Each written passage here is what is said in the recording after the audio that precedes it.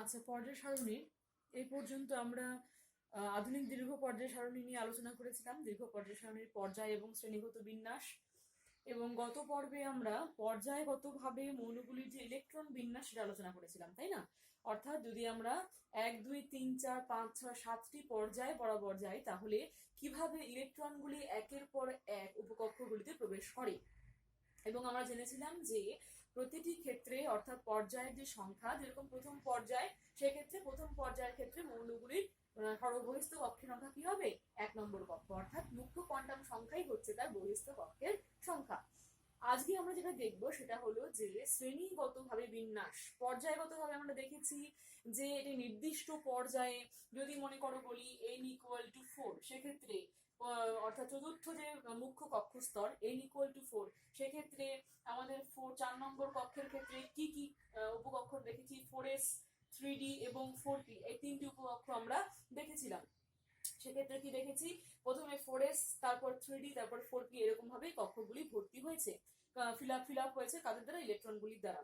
সেক্ষেত্রে আমরা 3d যখন ফিল আপ হয়েছে 1 থেকে 10 পর্যন্ত, সেই 3d 1 থেকে 10 পর্যন্ত 10টি মৌলকে সন্ধিগত মৌল বলে চিহ্নিত করেছি, তাই না? একই রকম ভাবে যখন 5 নম্বর পর্যায়ে গেছি, তখন 5s এর সঙ্গে পাশাপাশি 5s, তারপর তোমার এসছে 5s, 4f, 4d, তাই না? এরকম ভাবে চলে এসছে। 4f আমরা যখন ল্যান্থানাইটস পেয়েছি, তারপরের পর্যায়ে আমরা অ্যাক্টিনাইটস পেয়েছি। এরকম করে আমরা কি করেছি? একের পর এক কক্ষগুলি করে ভর্তি হয়েছে ইলেকট্রন দ্বারা, তা আলোচনা করেছি। আজকে আমরা যেটা আলোচনা করব সেটা হলো শ্রেণীগতভাবে, অর্থাৎ একটি নির্দিষ্ট শ্রেণী বরাবর ওপর থেকে নিচের দিকে গেলে মৌলগুলি ইলেকট্রন বিন্যাস কিরম হয়। আমরা জানি যে একটি শ্রেণীতে, মনে করো আমি 1 নম্বর শ্রেণীর কথা বলছি, আমরা জানি কি দীর্ঘ পর্যায় সারণীতে 1 নম্বর শ্রেণীতে কে রয়েছে? Hydrogen, lithium, sodium, potassium, rubidium, caesium এবং ফ্রান্সিয়াম, এই কয়েকটি মৌল রয়েছে। 1 2 3 4 5 6 7টি পর্যায়ে এই 7টি মৌল 1 নম্বর শ্রেণীতে রয়েছে। এবার আমরা জানি কি এক নির্দিষ্ট শ্রেণীতে যখন মৌলগুলি রয়েছে, এক্ষেত্রে হাইড্রোজেনের ইলেকট্রন সংখ্যা কত? 1, লিথিয়ামের কত? 3, সোডিয়াম 11, পটাশিয়াম 19, এখানে সঙ্গে যদি আমি অ্যাড করি 19 এর সঙ্গে 18 যোগ করে 32 যোগ করে আমরা ফ্রান্সিয়াম সিজিয়ামেরও পাবো। সেটা কত লিখে দিচ্ছি। 37 হচ্ছে রুবিডিয়ামের, রুবিডিয়াম 37, 55 হলো সিজিয়াম এবং ফ্রান্সিয়াম হলো 87। অ্যাড করে তোমরা ইচ্ছে করলে, আমরা কি জানি রুলসটা হচ্ছে একটি নির্দিষ্ট শ্রেণী বরাবর যদি আমি যাই, তাহলে এখানে দেখো +2 অ্যাড করেছি, এখানে +8 অ্যাড করেছি, এখানে +8 অ্যাড করেছি, এখানে +18 করেছি, এখানে +18 করেছি, এখানে +32 করেছি। অর্থাৎ রুলস হচ্ছে 2 8 8 18 18 32 অ্যাড করে করে করে আমরা ইজিলি কি পেয়ে যাব? পরবর্তী যে একটি শ্রেণীর পরবর্তী যে মৌল, তার ইলেকট্রন সংখ্যা পেয়ে যাবো। এটা মনে রাখার প্রয়োজন নেই, তোমরা এই জিনিসটা মনে রাখবে, রুলসটা। তবে এটা সব ক্ষেত্রে হবে না। যেমন কিছু শ্রেণী আছে যেখানে কি রয়েছে, যেখানে এই দুটো বাদে এখান থেকে স্টার্ট হয়েছে, সেখানে 8 18 18 32 হিসেবে চলে আসবে। যেরকম সোডিয়ামের পরে রয়েছে ম্যাগনেসিয়াম, তাহলে ম্যাগনেসিয়ামের নিচে যারা যে রয়েছে, এরকম পটাশিয়ামের পরে কি হয়? ক্যালসিয়াম। তাহলে ম্যাগনেসিয়াম, যেমন ধরো ম্যাগনেসিয়াম হলো 12, ক্যালসিয়াম হলো 20, কেমন করে এলো? 12 + 8 = 20। অর্থাৎ তোমার যেখান থেকে স্টার্ট হবে সেখান থেকে এই রুলসটা ফলো করলে তুমি পরবর্তী মৌলগুলির ইলেকট্রন সংখ্যা কিন্তু পেয়ে যাচ্ছ। অতএব এটা ভেরি ভেরি ইম্পর্টেন্ট। কখনো তোমার প্রয়োজন হতেই পারে ইলেকট্রন সংখ্যা বা পরমাণু ক্রমাঙ্কের, সেক্ষেত্রে।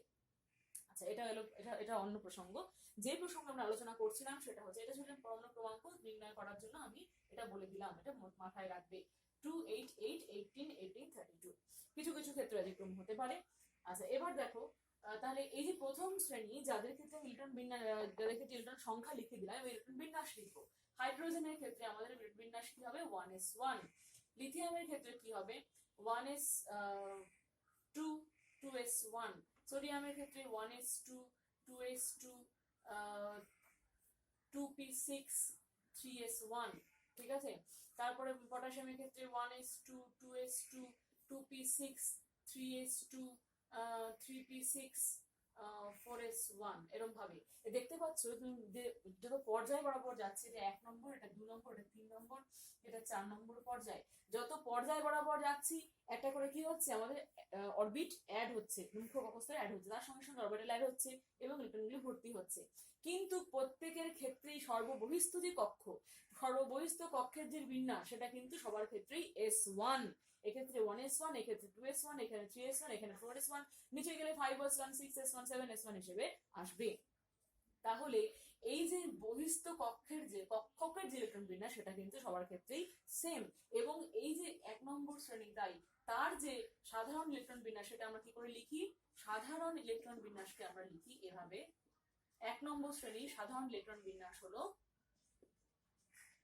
NS1। N যেখানে কি মুখ্য শক্তি স্তর, 1 নম্বর হলে 1s1, 2 নম্বর হলে 2s1, 3 নম্বর হলে 3s1 and so on। তাহলে এইরকম ভাবে আমাদের প্রথম শ্রেণী আমরা পেলাম। একই রকম ভাবে যদি আমরা দ্বিতীয় শ্রেণী চিন্তা করি, দ্বিতীয় শ্রেণীর ক্ষেত্রেও কিন্তু চিন্তা করা রয়েছে। দ্বিতীয় শ্রেণীতে রয়েছে আমাদের সোডিয়ামের পাশের সাথে লিথিয়াম পাশের শুরু হচ্ছে। লিথিয়াম মানে হচ্ছে beryllium, beryllium, magnesium, calcium, rubidium, strontium, barium, radium, barium, radium. এই যে মৌলগুলি beryllium, magnesium, calcium, strontium, barium, radium, এই মৌলগুলির ক্ষেত্রে কি হবে? এদের ক্ষেত্রে তুমি ইচ্ছে করলে একই রকম ভেক্টর সংখ্যা বের করে নিতে পারো। যেমন আমরা যদি বেরিলিয়ামের 4, তাহলে 4 হলে তার সঙ্গে আমরা কি 2 8 8 18 32, তার সঙ্গে 8 অ্যাড করলে হবে 12, 8 অ্যাড করলে হবে 20, তার সঙ্গে 18 অ্যাড করতে হবে, তাহলে হয়ে যাবে তোমার এখানে 38। এরকম এর পরেরটাও 50 হবে 56, এরকম চিন্তা করতে পারো। এর পরবর্তী মানে 37, 38, 50, 56, 87, 88। অনেক রকম রাস্তা আছে বের করার, শ্রেণীগতভাবেও রাস্তা আছে বের করার, পর্যায়গতভাবেও রাস্তা আছে মৌলের পরমাণু ক্রমাঙ্ক বের করার। এবার এই যে শ্রেণী, এর ইলেকট্রন বিন্যাস যদি দেখি, বেরিলিয়ামের ক্ষেত্রে 2s 1s2 2s2, magnesium 1s2 2s2 2p6 3s2, একই রকম ভাবে এটা হবে 1s2 2s2 2p6 3s2 3p6 4s2। তো এইরকম ভাবে আমাদের কি হচ্ছে, ইলেকট্রন গুলো যাচ্ছে। তাহলে এখানেও দেখতে পাচ্ছি আমরা কি সর্ববহিস্থ যে কক্ষ, তার বিন্যাস কিন্তু সেম। অতএব এর ইলেকট্রন বিন্যাস, সাধারণ ইলেকট্রন বিন্যাস কি হবে? NS2। যেখানে N হলো মুখ্য শক্তি স্তর, 1 হতে পারে, 2 হতে পারে, 3 হতে পারে। অর্থাৎ প্রতিটি শ্রেণীর দেখতে পাচ্ছি আমরা একটা নির্দিষ্ট সাধারণ ইলেকট্রন বিন্যাস কিন্তু রয়েছে। একই রকম ভাবে যদি আমরা মনে করো এর পরবর্তী যে 3 নম্বর শ্রেণী রয়েছে, 3 নম্বর শ্রেণীতে আমরা এবার আমরা সম্পূর্ণটা দেখানো সম্ভব হবে। যদি 1 থেকে 18 পর্যন্ত একই রকম দেখাতে যাই, তাহলে অনেকগুলো ক্লাস লেগে যাবে। তো তোমরা বুঝতেই পারছো, এটা হচ্ছে প্যাটার্ন, এটা হচ্ছে প্রতিটা শ্রেণীর প্যাটার্ন, যেখানে প্রতিটা মৌলের ক্ষেত্রেই সর্বশেষ যে কক্ষ, তার ইলেকট্রন বিন্যাস কি হয়? একই হয়, শুধুমাত্র কক্ষের অর্থাৎ N এর মানটা কি হয়? আলাদা হয়। এবার যদি আমরা মনে করো 3 নম্বরে যাই, 3 নম্বর শ্রেণী, 3 নম্বর শ্রেণীতে কারা রয়েছে আমরা একটু দেখে নিই।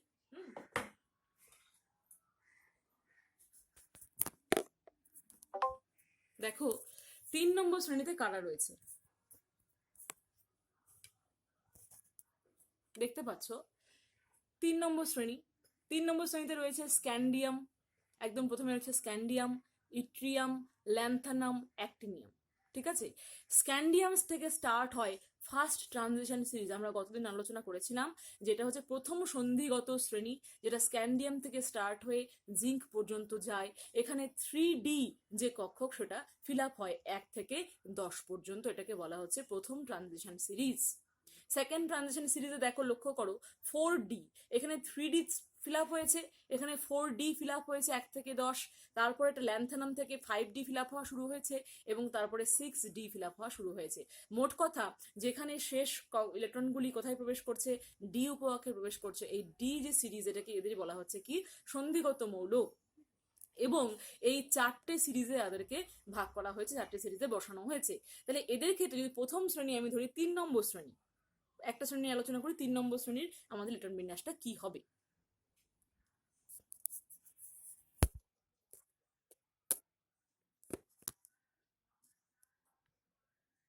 3 নম্বর শ্রেণীর ক্ষেত্রে দেখো,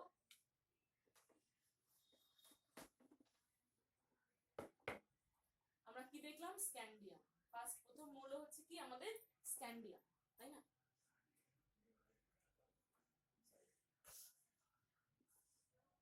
স্ক্যান্ডিয়াম, স্ক্যান্ডিয়ামের আমাদের ইলেকট্রন সংখ্যা কত? 21। ক্যালসিয়ামের পরে, ক্যালসিয়াম একটু যখন পড়বে তখন মাথায় জিনিসটা চিন্তা করবে ছকটা, যে স্ক্যান্ডিয়ামের আগে কি রয়েছে? ক্যালসিয়াম, ক্যালসিয়াম আগে কি রয়েছে? Potassium, potassium 19, calcium 20, scandium 21। কত নম্বর পর্যায়ে রয়েছে এরা? এদের পর্যায় সংখ্যা কত? পর্যায় সংখ্যা হচ্ছে 4, অর্থাৎ 4 নম্বর পর্যায়ে। তাহলে স্ক্যান্ডিয়াম হচ্ছে 21। 21 কে যদি আমরা করি তাহলে কি হবে?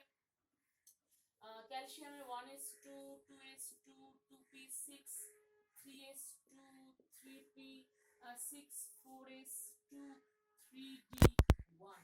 দেখো 4, 10, 12, 18, 20, 21। ঠিক আছে, তাহলে এই যে আমরা ইলেকট্রন বিন্যাস লিখলাম স্ক্যান্ডিয়ামের জন্য, এখানে শেষ যে ইলেকট্রন সেটা কোথায় প্রবেশ করলো? 3d উপকক্ষে, এবং সেখানে একটা ইলেকট্রন প্রবেশ করলো। এর পরবর্তী স্ক্যান্ডিয়াম পরবর্তী টাইটানিয়াম, সেখানে 3d2, তারপর ভ্যানাডিয়াম 3d3, ওটা পর্যায়গতভাবে। এবার শ্রেণীগতভাবে যদি দেখি তাহলে স্ক্যান্ডিয়াম পরে রয়েছে কি? Titanium, sorry yttrium. পর্যায়গতভাবে টাইটানিয়াম এবং শ্রেণীগতভাবে রয়েছে কি? ইট্রিয়াম। ইট্রিয়াম ইলেকট্রন সংখ্যা কত হবে? একই রকম যদি আমরা অ্যাড করি 21, 21 এর সঙ্গে যদি আমরা 18 অ্যাড করি তাহলে কত হবে? 39। 18, 18, 32, 18 যোগ করলে হয়ে যাবে 39 ইলেকট্রন সংখ্যা। এবার এর যে ইলেকট্রন বিন্যাস সেটা কি হবে? সেক্ষেত্রে আমার এত বড় লেখা লিখছি না, কারণ এখানে দেখো এখানে 3d কমপ্লিট হয়ে যাবে, তার মানে 1s2, 2s2, 2p6, 3s2, 2p6, 3d2, 4s2, 3d 10 হয়ে যাবে, জি 3d 10 কমপ্লিট হয়ে যাবে। তারপরে চলে আসবে 4p6, 4p6 কমপ্লিট হওয়ার পরে কোথায় আসবে? 5s1 এ আসবে। ঠিক আছে, তাহলে এখানে আসবে 5s1, আমি 5s1 থেকে লিখছি। 5s1 আগেরটা তো কমপ্লিট হয়েই রয়েছে, তাহলে 5s1, 5s2, 5s2 হয়ে যাবে। ইথিয়ামে আগে কে রয়েছে? ইথিয়ামে রয়েছে স্ট্রনশিয়াম। হ্যাঁ, তাহলে এখানে 5s2 কমপ্লিট হয়ে যাবে। 5s2 এর পরবর্তী যেটা সেটা হচ্ছে কি? 4d, 4d তে আসবে একটা, তাহলে এখানে 5s2, 4d1, পরেরটা হবে 6s2, 5d1, এরকম ভাবে করে আসবে। তাহলে দেখতে পাচ্ছ প্রতিটি ক্ষেত্রে ইট্রিয়ামের নিচে কে রয়েছে? ইট্রিয়ামের নিচে রয়েছে আমাদের ল্যান্থানাম। এক্ষেত্রে কি হবে? 5d1। তোমরা জানো ল্যান্থানামের ক্ষেত্রে এটা ব্যতিক্রম, আমি আগের দিন তোমাদের বলেছিলাম যে এখানে 6s এর পরে 4f অরবিটাল রয়েছে, 6s এর পরে ইলেকট্রনটা 4f এ ঢোকার কথা, কিন্তু এর ব্যতিক্রম, এখানে 5d তে ইলেকট্রনটা প্রবেশ করে। এই ল্যান্থানামে কি দেখতে পাচ্ছি? 6s2, 5d1। ল্যান্থানাম পরে যে অ্যাক্টিনিয়াম রয়েছে সেক্ষেত্রে কি হবে? 7s2, 6d1। এটাও ব্যতিক্রম, কারণ 7s এর পরে 6d আসলে 7s এর পরে আসে 5f, f এ ঢোকার কথা, কিন্তু সেটা 6d1 এ প্রবেশ করে। তাহলে এই যে আমাদের series 3d1, 4d1, 5d1, 6d1, এখানে একটা জিনিস নোটিস করো, তোমরা লক্ষ্য করো, এই ইলেকট্রন বিন্যাস কিন্তু আমরা আগেরটা যেরকম n এর ক্ষেত্রে লিখেছি ns1, ns2, ns1, ns2, কারণ সেক্ষেত্রে আমাদের সরবহিস্থ কক্ষ দিয়ে আমাদের শুধুমাত্র কাজ করবো, কিন্তু এখানে আমাদের সমস্যা হচ্ছে, এখানে কিন্তু 3 নম্বর যে আমাদের 3 নম্বর যে কক্ষ ভর্তি করেছি লাস্টে শেষে, সেটা কিন্তু এই পর্যায়ে নয়, এটা কিন্তু চতুর্থ পর্যায়ের মৌল। অর্থাৎ পর্যায়ে কিন্তু আমাদের 4, কিন্তু আমাদের শেষ ইলেকট্রন প্রবেশ করেছে 3 নম্বরে। কাজে এখানে আমাদের n কিন্তু কি? 4, n কিন্তু 3 নয়। অতএব এখানে কিন্তু আমি nd1 কথাটা লিখতে পারবো না। বুঝতে পারছো কিনা আমি জানি না। এখানে দেখো আরেকবার তোমাদের ক্লিয়ার করে দিচ্ছি, 3 নম্বর যেখানে আমাদের শেষ ইলেকট্রন প্রবেশ করেছে, এটা কিন্তু আমাদের চতুর্থ পর্যায়, 4 নম্বর পর্যায়। 4 নম্বর পর্যায়ে যেহেতু আমরা তো n এটাকে লিখতে পারছি না, nd1 লিখতে পারছি না, কারণ n আমার কত? 4।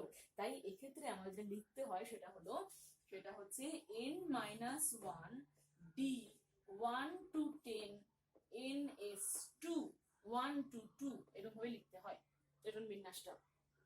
আরেকবার বলে দিচ্ছি, দাঁড়াও। কিভাবে লিখবো? n-1 d 1 to 10, n-1 কেন? ওই যে আমি 3d করেছি, n হচ্ছে 4 নম্বর মুখ্য কক্ষ, আর তার আগেরটা কি? 3 n-1, 3 d 1 to 10 থেকে 10 পর্যন্ত ফিল আপ হবে। 4 ns 1 to 2, 1 to 2 কেন লিখলাম? কারণ তোমরা জানো স্ক্যান্ডিয়াম, টাইটানিয়াম, ভ্যানাডিয়াম গ্রুপে তোমাদের আগের দিন বলেছিলাম যে কোনো ক্ষেত্রে ব্যতিক্রম হয়, যখন কি হয় দেখা যায় যে 4s এ আমার ছিল দুটো, তারপরে 3d তে ছিল আমার দুটো, ঠিক আছে, তারপরে 4s এ দুটো, 3d তে 3টে, এরকম হলো। তারপরে আমাদের 4s এ দুটো, 3d 4টা হওয়ার কথা, কিন্তু যেহেতু হাফ ফিল্ড অরবিটাল কি হয়? স্টেবল হয়, তাই 4s এ একটা দিয়ে 3 কি দেখা যায় 5টা চলে যায়। তাহলে এখানে দেখো 4s এর ক্ষেত্রে একও হতে পারে, দুইও হতে পারে, তাই আমরা ns 1 to 2 লিখেছি, অর্থাৎ ns একটাও থাকতে পারে, কখনো কখনো দুটোও থাকতে পারে, এবং ডি যেটা সেখানে 1 থেকে 10 পর্যন্ত ফিল আপ হবে।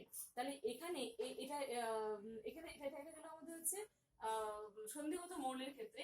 এই শ্রেণীর ক্ষেত্রে এটা কি হবে, এই শ্রেণীর ক্ষেত্রে হবে n-1 d1 ns2। এই শ্রেণীর ক্ষেত্রে পার্টিকুলার, কারণ এখানে প্রতিটি ক্ষেত্রে ns দুটো করে আছে, এটা পার্টিকুলার এই শ্রেণীর ক্ষেত্রে। এটা যদি বলি এটা হবে একটা সিরিজের ক্ষেত্রে, পর্যায়ের ক্ষেত্রে। শ্রেণীর ক্ষেত্রে দেখো এখানে প্রতিটি ক্ষেত্রে যে ডি অরবিটাল গুলি সেখানে একটি করে ইলেকট্রন রয়েছে, তাহলে কি লিখবো n-1 d1, এবং তার ঠিক আগে অর্থাৎ যেটা মূল পর্যায়ে আমাদের 4 নম্বর হোক, তাহলে সেখানে কি রয়েছে দুটো, তাহলে কি হবে ns2, 5s2 মানে ns2, 6s2 মানে ns2, 7s2 মানেও ns2। অর্থাৎ এই পর্যায়ের এই শ্রেণী যে ইলেকট্রন বিন্যাস, সাধারণ বিন্যাস, সেটা কি হবে n-1 d1 ns2। খুব স্পষ্ট এবং বুঝতে পারছো। পরবর্তী শ্রেণী অর্থাৎ যদি 4 নম্বর শ্রেণীতে চলে যাই, 4 নম্বর শ্রেণীতে গেলে কি হবে, তার ইলেকট্রন বিন্যাস কি হবে আবার একটু দেখে নাও। এই আমাদের হলো 4 নম্বর শ্রেণী। 3 নম্বর শ্রেণী আমরা বলেছি একটু আগে, স্ক্যান্ডিয়ামের শ্রেণীটা। এর পরবর্তী দেখো 4 নম্বর শ্রেণীতে টাইটানিয়াম, জার্কোনিয়াম, হফনিয়াম এবং এই আরএফ পর্যন্ত রয়েছে। এই যে মৌলগুলি তোমার টাইটানিয়াম থেকে স্টার্ট করে, এদের ক্ষেত্রে দেখো সবার ক্ষেত্রে কি রয়েছে 4s2 3d2 5s2 4d2 6s2 5d2 এরকম করে রয়েছে, তাই না? তার মানে এখানে কি হবে 3 মানে কি n-1 হচ্ছে 3, অর্থাৎ হবে n-1 d2 n-1 d2 এবং ns2, এটা হবে এদের ক্ষেত্রে। এখানে কি হবে n-1 d3 ns3। আবার দেখো যেই ক্রোমিয়ামে চলে আসলো সেখানে কিন্তু আমাদের কি হবে n-1 d3 ns2, সরি এখানে n-1 d3 ns2 হবে না, এটা হবে n-1 হ্যাঁ n-1 n 3d2 এর পরে 3d3 হবে এবং এখানে ns2 হবে। পরবর্তী যেটা সেটা কি হবে, সেখানে 5 হবে 3d তে এবং s এ চলে যাবে একটা, সেক্ষেত্রে আমাদের কি দাঁড়াবে n-1 d5 ns1। এরকম ভাবে যদি আমরা শ্রেণীগতভাবে প্রতিটি ইলেকট্রন বিন্যাস লক্ষ্য করি, তাহলে n এবং n-1 দিয়ে আমাদের আপ টু জিঙ্কের যে শ্রেণী রয়েছে, যেটাকে বলা হচ্ছে শেষ আমাদের সন্ধিগত মৌলের শ্রেণী, সেখানে দেখতে পাচ্ছি আমরা n-1 d10 ns2। এই পর্যন্ত আমাদের সন্ধিগত মৌলের শ্রেণী শেষ হয়ে যাচ্ছে। কেমন? তাহলে আমরা দেখতে পাচ্ছি প্রতিটি ক্ষেত্রে, প্রতিটি শ্রেণীর ক্ষেত্রে আলাদা আলাদা ইলেকট্রন বিন্যাস রয়েছে।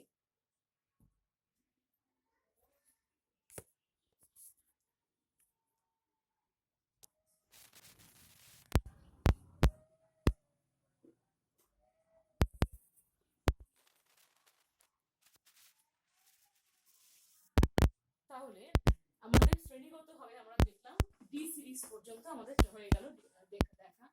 একই রকম ভাবে যদি আমরা এফ এগুলো বলি, অর্থাৎ ল্যান্থানাইডস এবং অ্যাক্টিনাইডস গুলো বলি, সেক্ষেত্রে কি হবে সর্বশেষ ইলেকট্রন গুলি এফ উপকক্ষে প্রবেশ করে। ল্যান্থানাইডস এর ক্ষেত্রে কি হবে 4f এ এবং তোমার অ্যাক্টিনাইডস এর ক্ষেত্রে 5f এ ইলেকট্রন গুলি প্রবেশ করে। ঠিক আছে, তাহলে সেক্ষেত্রে কি হবে, সেক্ষেত্রে সর্বশেষ কক্ষে ইলেকট্রন বিন্যাস যা হবে, যা সংখ্যা হবে পর্যায়ের সংখ্যা, তার থেকে 2 ঘর অর্থাৎ n-2 হবে f এর পরিমাণ। n-2 f n-1 d এবং ns দিয়ে আমাদের ইলেকট্রন বিন্যাসটা প্রকাশ করতে হবে। একই রকম ভাবে যদি আমরা এর পরবর্তী শ্রেণীগুলো দেখি, যেমন ধরো আমাদের 13 থেকে স্টার্ট হচ্ছে 12 পর্যন্ত আমাদের সন্ধিগত মৌলের শ্রেণী শেষ হয়ে যায়। এবার যখন 13 থেকে আমাদের স্টার্ট হচ্ছে 13 নম্বর যে শ্রেণী, 13 নম্বর শ্রেণীতে কারা রয়েছে, 13 নম্বর শ্রেণীতে আমাদের 13 নম্বর শ্রেণীতে রয়েছে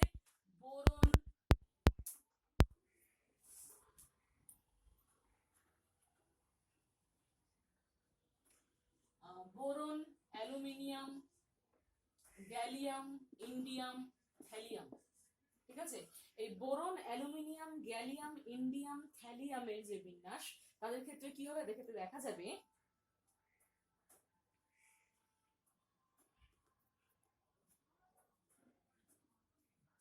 তোমরা, আমার মনে হচ্ছে এখানে একটুখানি ভিশনের সমস্যা হচ্ছে।